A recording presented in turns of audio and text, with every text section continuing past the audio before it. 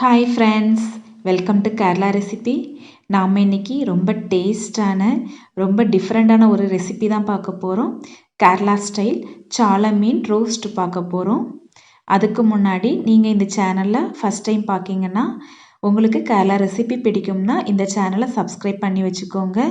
கூடவே பெல் பட்டனை கிளிக் பண்ணி ஆல் ஆப்ஷனையும் கிளிக் பண்ணி வச்சுக்கோங்க. வாங்க வீடியோக்கு போகலாம். ரோஸ்ட் பண்ணுறதுக்கு நான் ஒரு 20 மீனை நல்லா கழுவி எடுத்து வச்சுருக்கேன். இது 1/4 கிலோவை விட கொஞ்சம் அதிகமாக இருக்குது. இதில் 1/4 டீஸ்பூன் மஞ்சள் தூள், 3 டீஸ்பூன் காஷ்மீரி மிளகாய்த்தூள் சேர்த்துக்கிடலாம். உங்ககிட்ட நார்மல் மிளகாய்த்தூள் இருந்துச்சுன்னா 1.5 டீஸ்பூன் சேர்த்துக்கோங்க. இது கூட ஒரு 2 இன்ச் அளவுக்கு இஞ்சி, ஒரு 20 பல் பூண்டு ரெண்டையும் நல்லா இடித்து வச்சுருக்கேன். அதில் 1.5 டீஸ்பூன் சேர்த்துக்கிடலாம். கூடவே தேவையான அளவுக்கு உப்பு சேர்த்துக்கிடலாம். இனி கொஞ்சமாக தண்ணி சேர்த்து நல்லா கலந்து விட்டுக்கிடலாம். ரொம்ப தண்ணி சேர்க்க வேண்டாம், லைட்டாக தண்ணி தெளித்து விட்டு நல்லா மிக்ஸ் பண்ணி விட்டுக்கோங்க. இதை இனி ஒரு 1/4 மணி நேரத்துலேருந்து ஒரு அரை மணி நேரம் வரைக்கும் நல்லா ஊற வச்சுக்கிடலாம். நான் ஒரு 1/4 மணி நேரம் இதை அப்படியே வச்சுருக்கேன். அதுக்கப்புறம் இதை பொரிச்சு எடுத்துக்கிடலாம். அதற்கு ஒரு பாத்திரத்தில் மீன் பொரிக்க தேவையான அளவுக்கு தேங்காய் எண்ணெய் சேர்த்துக்கிடலாம். எண்ணெய் நல்லா சூடானதும் அதில் நம்ம கலந்து வச்சிருக்கிற மீன் துண்டுகளை போட்டு பொரிச்சு எடுத்துக்கிடலாம். நான் இதில் பாதி மட்டும் சேர்த்துருக்கேன். இனி ஒரு கொத்து கருவேப்பிலையே இதில் நம்ம சேர்த்துக்கிடலாம். மீன் கொஞ்சம் பெரிய மீனாக இருந்துச்சுன்னா ஒவ்வொரு மீன்லையும் 2-3 இடத்துல 2 பக்கமும் கீறி விட்டுக்கோங்க. அப்போது மசாலா உள்ளே நல்லா இறங்கும். மீன் ஒரு பக்கம் நல்லா வெந்துருச்சு.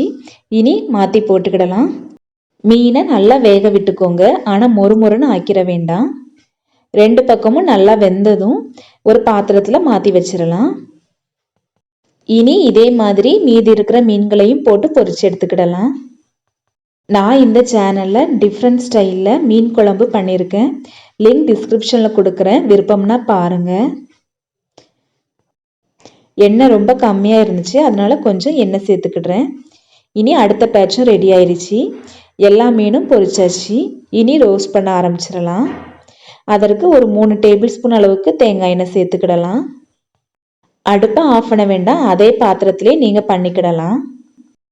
இனி மீதி இருக்கிற இஞ்சி பூண்டு பேஸ்ட்டை இது கூட சேர்த்துக்கிடலாம்.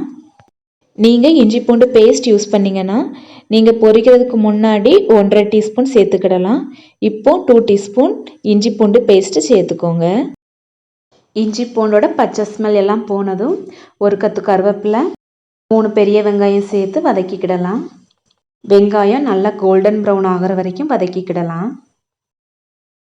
வெங்காயம் நிறைய சேர்த்துக்கோங்க, அப்போ தான் கிரேவி ரொம்ப டேஸ்ட்டாக இருக்கும்.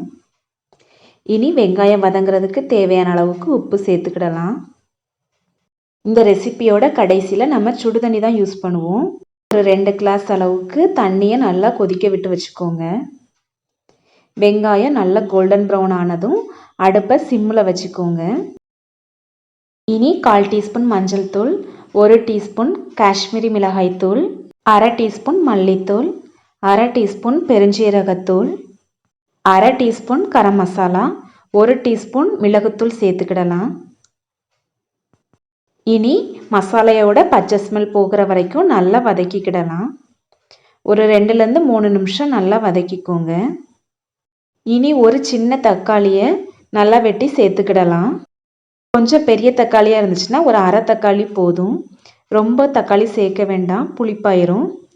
இனி ஒரு 2 பச்சை மிளகாவை கீரி சேர்த்துக்கிடலாம்.